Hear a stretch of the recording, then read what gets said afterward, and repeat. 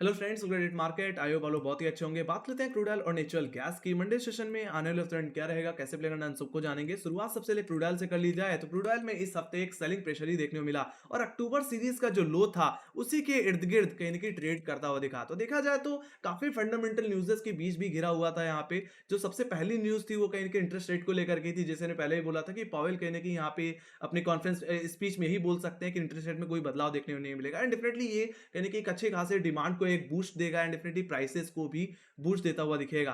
But कहीं ना कहीं सेकंड न्यूज जो बन के आई वो कहीं ना कहीं चाइना की तरफ से थी, जिनकी डिमांड में मतलब जो कि एक बहुत बड़ा कंज्यूमर है, क्रूड ऑयल का सेकंड लार्जेस्ट कंज्यूमर है, उसमें कहीं ना कहीं डिमांड में गिरावट है। एंड डेफिनेटली ऐसा होता है तो प्राइसेस में भी एक प्रेशर बनता हुआ दिखता है। एंड डेफिनेटली उसके बाद आप देख सकते हैं एक सेलिंग प्रेशर देखने को मिला।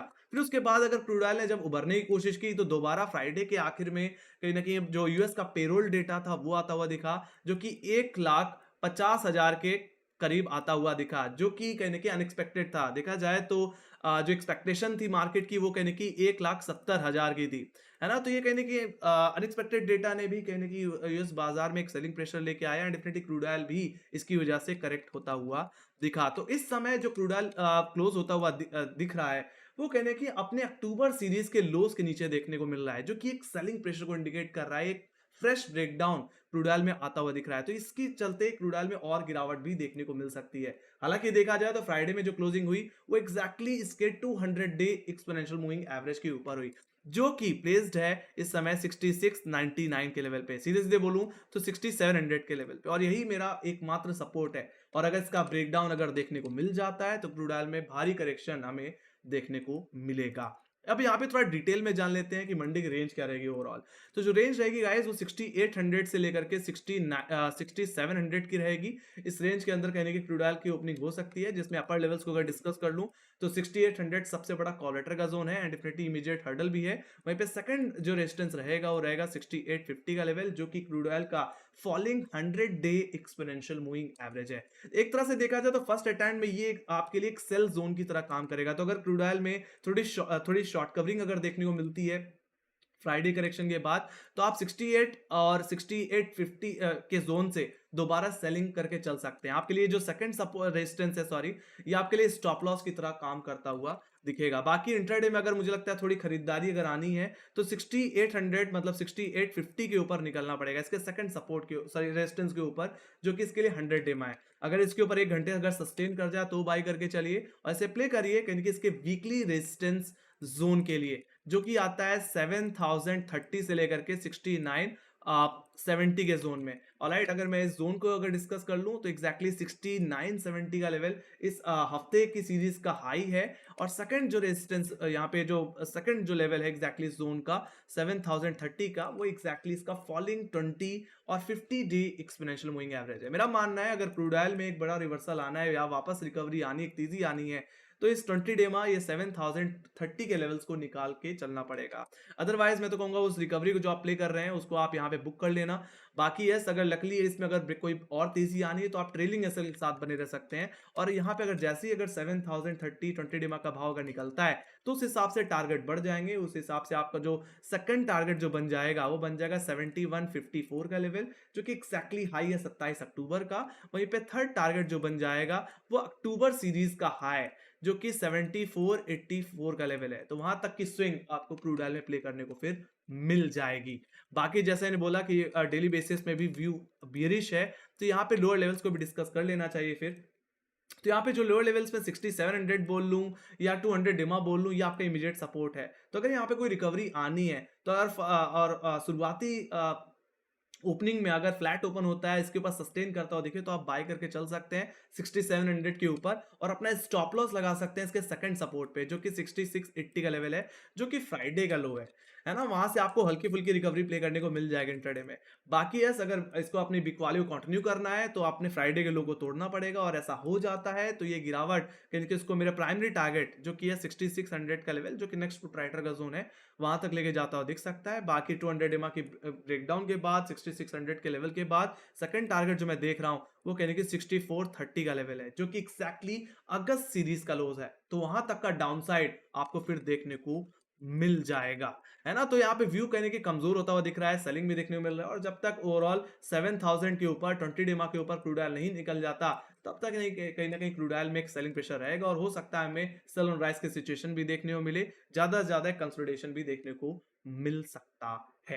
तो ये बात होगी गाइस क्रूड ऑयल के लेवल्स की। Let me go to option chain में अगर देखें तो यहाँ पे ज़्यादा समझ में आता है कि एक सेलिंग प्रेशर है। आप देखो यहाँ पे 7000 की कॉल ऑप्शन, 6900, 6800, 6700 की कॉल ऑप्शंस में सभी में एक हैवी कॉल राइटिंग देखने को मिल रही है। इतनी कॉल राइटिंग कि अगर आप पुट साइड पे देखो तो उतने ओआई आपको कहीं भी इमर्ज होता हुआ नहीं दिखेगा। तो यहाँ पे सीधे-सीधे कहने का मतलब है कि काफ़ी ज़्यादा सेलिंग प्रेशर और फ्रेश ओआई यानी कि फ्राइडे सेशन में और बिल्डअप होता दिखा है। और लोअर लेवल्स में अगर आप पुट साइड पे अगर आप देखोगे तो 600, 6500, 6400 के लेवल्स पे कहीं भी इतना ओआई नहीं है, बहुत थिन ओआई है और ओवरऑल कहने की अनवाइंडिंग देखने को मिल रही है जो कि एक सेलिंग प्रेशर को इंडिकेट कर रहा है, एक बेयरिश व्यू को इंडिकेट कर रहा है। तो मेरा मानना है क्रूड ऑयल में गिरावट और बढ़ सकती है कहने की फ्राइडे के लो के टूटने के बाद। ओवरऑल जो रेंज रह सकती है इंट्राडे में वो गाइस 6800 से लेकर के 6700 रह सकती है। बाकी मेरा मानना है जो इस आने वाले हफ्ते की एक वाइडर रेंज की अगर मैं बात कर लूं, वो रेंज कहने की 6400 से 7000 की रह सकती है। इस वाइड रेंज के अंदर कहने की क्रूड ऑयल कामकाज करता हुआ दिख सकता है, कंसोलिडेट करता हुआ भी दिख सकता है। तो मैं तो यही कहूँगा जब तक क्रूड ऑयल 7000 के नीचे है, 20 डीमा के नीचे है, तब तक यहाँ पे व्यू यानी कि थोड़ा नेगेटिव रहेगा, वीक रहेगा।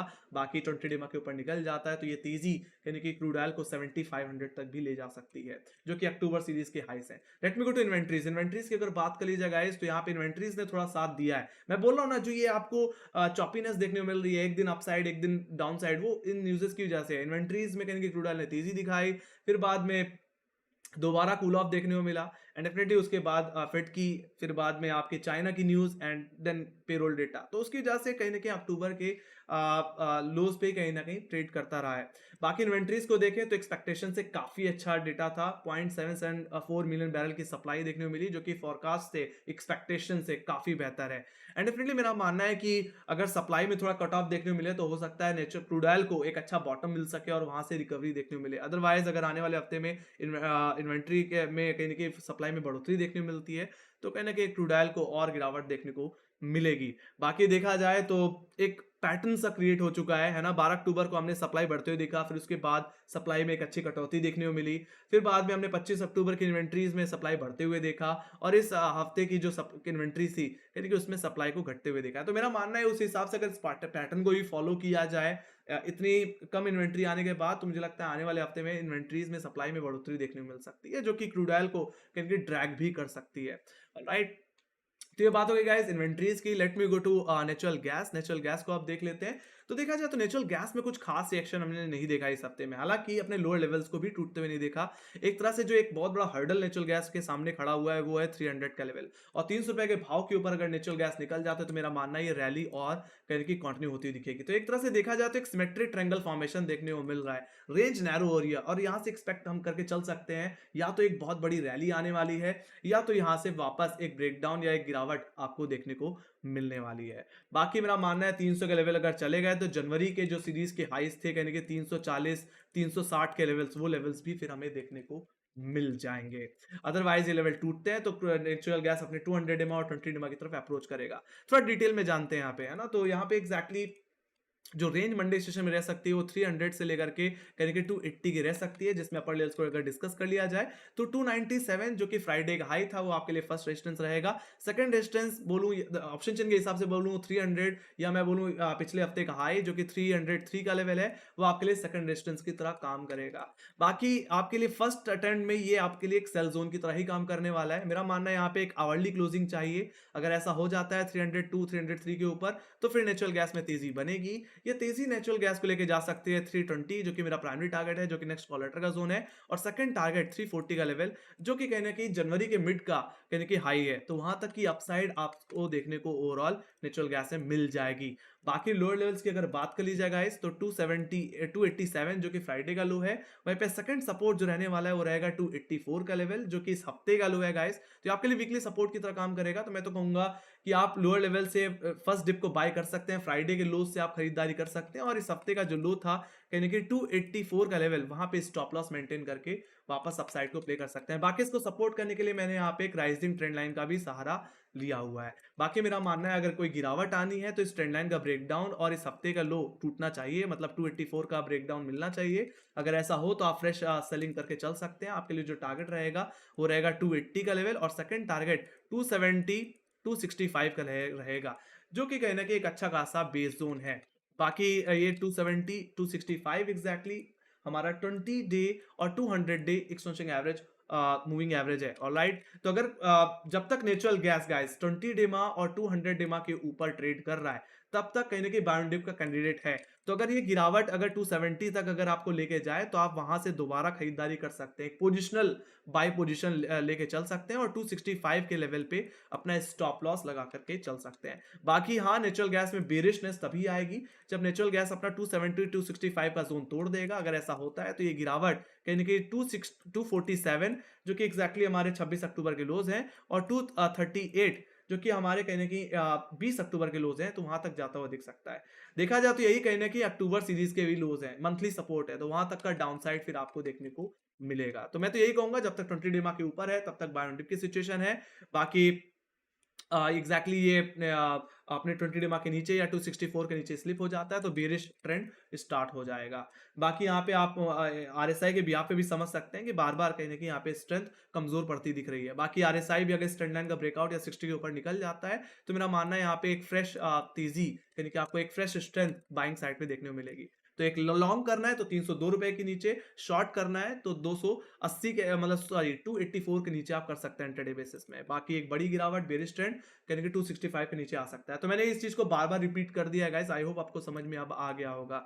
Late me go to option chain. Option chain को भी देख लेते हैं यहाँ पे तो क्या हो रहा होता हुआ दिख रहा है यहाँ पे।